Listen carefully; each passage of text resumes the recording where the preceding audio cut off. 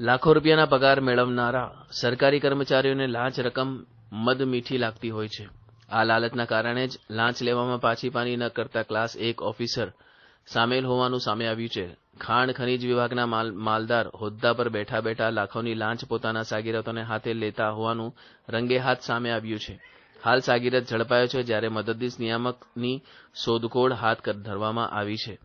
સુરતના BRTS road જૂટના ઝીમાડા ખાતે આવેલ મહાદેવ કાર્ટિંગમાં ખાણ ખનીજ વિભાગના ફ્લાઇંગ સ્કોડમાં ફરજ બજાવતા મદદનીશ નિયામક ક્લાસ 1 ઓફિસર નરેશભાઈ જાનીનો સાગીરત 2 લાખની લાંચ લેતા ઝડપાયો છે. સરથાણામાં રહેતો કપિલ પુરુષોત્તમ પ્રજાપતિ ઓફિસર સાથે મેળાપીપણામાં લાંચ લેતા ઝડપાયો છે. બંનેએ ફરિયાદી સાથે વાતચીત કરી હોવાના પુરાવા પણ ACBને હાથ લાગ્યા છે.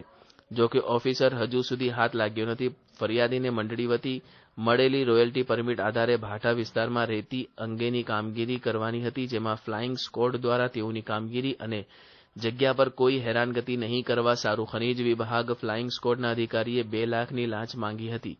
લાંચની રકમ ફરિયાદી આપવા માંગતા ન હોય ACBનો સંપર્ક કરતા ફરિયાદીની ફરિયાદ આધારે લાંચનું છટકું ગોઠવવામાં આવ્યું હતું.